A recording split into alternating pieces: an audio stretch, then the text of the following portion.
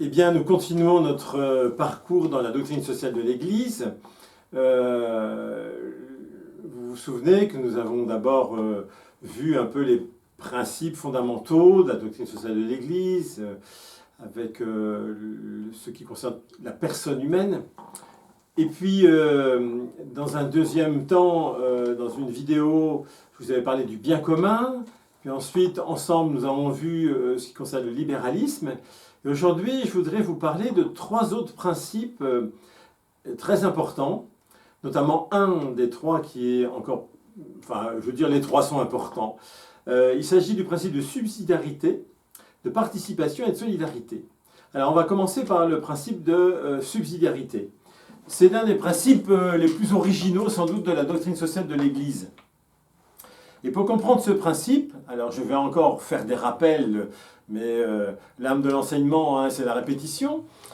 Pour bien comprendre ce principe, il faut se rappeler que dans la vision chrétienne de la société, il n'y a ni collectivisme ni libéralisme.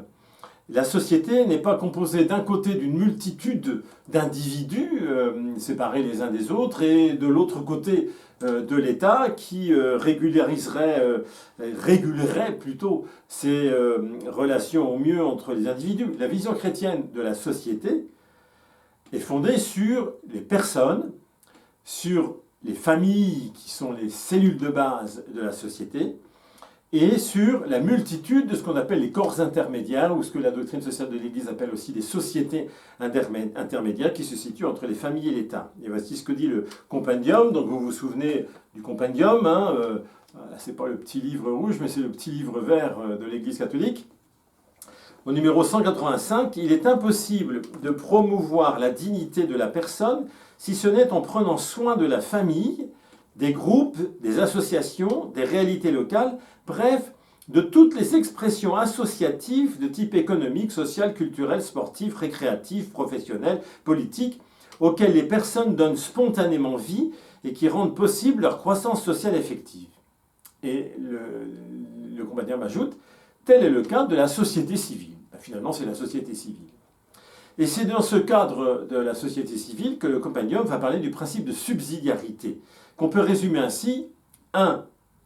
Ce qui peut être fait par l'échelon inférieur ne doit jamais être fait par l'échelon supérieur. Et 2. L'échelon supérieur doit aider l'échelon inférieur si celui-ci n'a pas les moyens d'arriver à ses fins. Et voici ce que dit le DOCAT. Là, c'est pas le petit livre vert, mais c'est le petit livre bleu. Le DOCAT, vous savez, c'est le compendium, mais en résumé pour les jeunes adultes, ce qui correspond au UCAT pour le catéchisme de l'Église catholique. Le DOCAT au numéro 95 dit ceci. Tout ce qui doit être fait en société doit d'abord être confié au niveau inférieur. Le niveau supérieur suivant ne peut s'arroger cette compétence que si le niveau inférieur n'est pas capable d'apporter une solution au problème en question. Toutefois, si le niveau le plus bas a besoin d'aide, le niveau supérieur doit lui apporter. Et en latin, ça se dit subsidium, d'où le principe de subsidiarité. On pourrait exprimer ce principe autrement, hein, il faut rester au plus près du terrain. C'est à la fois un principe de respect, je respecte le travail de la personne qui est un échelon inférieur. Quand je dis le travail, c'est l'activité de la personne qui est à l'échelon inférieur. Et c'est un principe aussi de réalité, c'est la personne qui est à l'échelon inférieur qui connaît le mieux la réalité de cet échelon. Alors quand on dit échelon, c'est justement tous les échelons de la vie de la société. Par exemple, l'échelon de la vie politique, de la vie communale.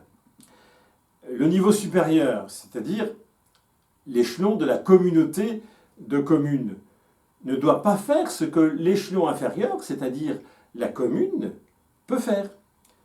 Je prends un exemple, si la commune a besoin de financer une épicerie, qui est le seul commerce du bourg, et si elle n'a pas besoin de construire une nouvelle bibliothèque parce que l'ancienne lui suffit, ce serait contraire au principe de subsidiarité que la communauté de communes impose une décision qui ne respecte pas les besoins locaux. Et si la commune manque de moyens dans certains domaines, l'échelon supérieur, c'est d'aider la communauté de communes. Et là, pour aider l'échelon inférieur, c'est d'aider la commune à assumer les moyens du bien commun des habitants de cette commune. Ce principe de subsidiarité, on peut le vivre à un niveau supérieur, le niveau de l'État par exemple. Le compendium au numéro 187 dit ceci: certaines formes de concentration, de bureaucratisation, d'assistance, de présence injustifiée et excessive de l'État et de l'appareil public contrastent avec le principe de subsidiarité. Et le DOCAT au numéro 95 en donne un exemple. Quand par exemple une famille a un problème, l'État ne doit intervenir que si la famille ou les parents sont dépassés par la situation. Je vous donne un cas concret qui s'est vérifié plusieurs fois. Lorsque des parents divorcent, se déchirent et ne réussissent pas à s'entendre pour la garde des enfants, il arrive parfois que l'enfant soit placé en famille d'accueil par l'ASE, l'assistance publique. Alors même que les grands-parents se proposent pour assurer l'éducation de leurs petits-enfants, leurs petits-fils, leurs petites-filles, et qu'ils ont tout à fait la compétence. Vous voyez cela, c'est tout à fait anormal. L'État n'a pas à se substituer à la famille en ce domaine. Le principe de subsidiarité est mis à mal. On peut dire la même chose dans le domaine de la scolarité. Le compendium dit ceci, numéro 240. Les parents ont le droit de choisir les instruments de formation correspondant à leurs convictions et de chercher les moyens qui peuvent les aider dans leur tâche d'éducateur, notamment dans le domaine spirituel et religieux. Les autorités publiques ont le devoir de garantir ce droit et d'assurer les conditions concrètes qui en permettent l'exercice. Et numéro 241, écoutez bien, quand l'État revendique le monopole scolaire, il outrepasse ses droits. Autrement dit, il revient aux parents, et non pas à l'État, de choisir le type de scolarité qu'ils veulent pour leur enfant. Alors, en France, on dirait soit l'enseignement public, soit l'enseignement catholique, soit l'instruction à la maison, soit une école hors contrat. D'ailleurs, le compendium dit ceci au numéro 241, les parents ont le droit de fonder des institutions éducatives. Donc lorsque l'État restreint ou empêche ce droit de choix des parents vis-à-vis de l'instruction de leur enfant, il piétine le principe de subsidiarité puisqu'il se substitue à l'échelon de la famille qui est l'échelon où doit s'exercer ce droit. Ce principe de subsidiarité ne se décline pas simplement au niveau communal, au niveau régional, au niveau de l'État, mais aussi au niveau international. Par exemple, la doctrine sociale de l'Église prône une autorité mondiale. Alors on le verra quand on abordera la question internationale, ce que veut dire cette autorité mondiale. Mais cette autorité mondiale doit s'exercer selon le principe de subsidiarité. C'est-à-dire qu'elle ne doit pas passer au-dessus des États nationaux en les dépossédant de leur autorité. Et à l'inverse, les États nationaux ont besoin d'instances internationales qui les aident dans les domaines où ils ne peuvent pas être compétents. Par exemple, le contrôle des marchés financiers internationaux. Vous lisez dans le DOCAT au numéro 96, l'ONU n'est compétente qu'à condition que l'État ne soit pas capable de se sortir d'affaire lui-même.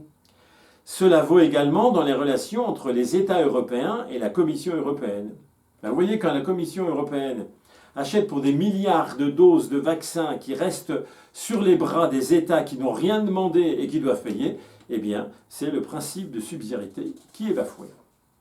Alors j'ai pris là des exemples à différents échelons de la vie politique, mais j'aurais pu en prendre dans le domaine de l'entreprise, dans le domaine des associations, et même de l'Église, de la famille aussi. Chacun de nous peut s'interroger pour voir comment il pratique ou non le principe de subsidiarité dans le domaine de responsabilité qui est le sien. Vous comprenez bien aussi que le principe de subsidiarité, il ne peut fonctionner que si tous les échelons prennent leurs responsabilités. Si les citoyens d'un pays disaient de toute façon, moi j'attends tout de l'État, c'est à l'État de prendre ses responsabilités pour régler mes problèmes. Vous voyez bien que la subsidiarité ne pourrait pas marcher. D'où la doctrine sociale de l'Église dit qu'il y a besoin d'un autre principe qui est celui de la participation. Je vous lis le compendium numéro 189. La conséquence caractéristique de subsidiarité est la participation qui s'exprime essentiellement en une série d'activités à travers lesquelles le citoyen contribue à la vie culturelle, économique, sociale et politique de la communauté civile à laquelle il appartient. La participation est un devoir que tous doivent consciemment exercer d'une manière responsable en vue du bien commun. Et le Compendium prend l'exemple de la démocratie participative, car le terme est dans la doctrine sociale de l'Église. Je vous lis, toujours au numéro 189. La participation à la vie communautaire est l'un des piliers de toutes les institutions démocratiques. Il est donc évident que toute démocratie doit être participative. Cela demande que les sujets de la communauté civile, à tous les niveaux, soient informés, écoutés, impliqués dans l'exercice des fonctions qu'elle rend. Je vous laisse juge de voir si c'est le cas pour notre société française. Enfin, troisième principe connexe, après la subsidiarité, après la participation, c'est le principe de solidarité. Et voici ce qu'écrivait Jean-Paul II dans son encyclique Sollicitudo Res Socialis en 1988. La solidarité commence avec la conscience croissante de l'interdépendance entre les hommes et les nations. Le fait que les hommes et les femmes en diverses parties du monde ressentent comme les concernant personnellement les injustices et les violations des droits de l'homme commises dans des pays lointains où ils n'iront jamais sans doute, c'est un signe de cette conscience de l'interdépendance.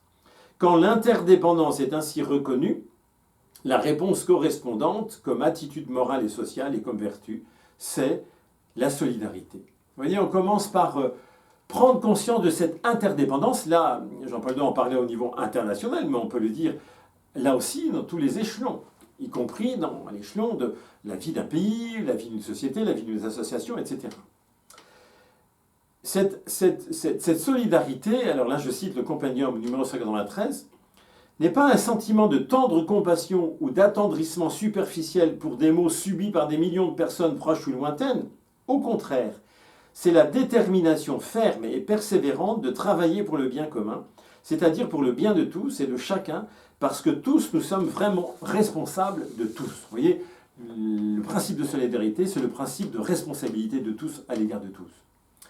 Cette solidarité, ce n'est pas simplement au niveau économique qu'elle doit s'exercer, mais aussi au niveau culturel et spirituel. Et je vous cite encore Jean-Paul II, les pays économiquement les plus faibles doivent être mis en mesure de donner aussi une contribution au bien commun, au trésor de l'humanité et de leur culture. Les pays les plus pauvres ne pourront pas participer à une mise en commun de leurs biens économiques. En revanche, ils ont des biens culturels et des biens humains. Pour mieux comprendre notre devoir de solidarité, par exemple, entre les pays du Nord et les pays du Sud, pour faire rapide, je vous donne un contre-exemple de solidarité.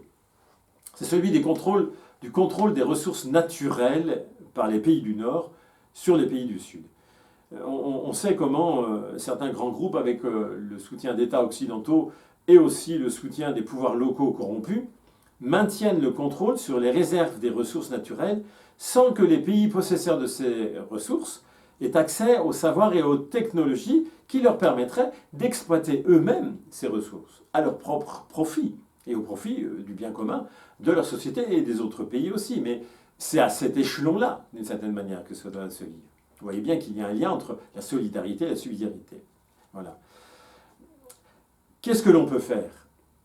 Le premier pas de la solidarité, c'est peut-être d'abord de prendre conscience que nous sommes complices de cette anti-solidarité.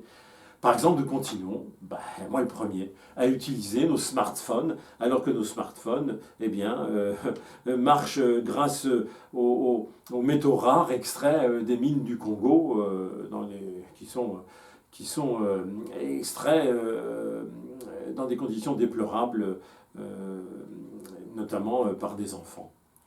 Voilà, je m'arrête ici pour ces trois principes fondamentaux. La prochaine fois, nous aborderons un principe aussi essentiel, j'allais dire révolutionnaire, de la doctrine sociale de l'Église, qui est celui de la destination universelle des biens de la terre. À bientôt.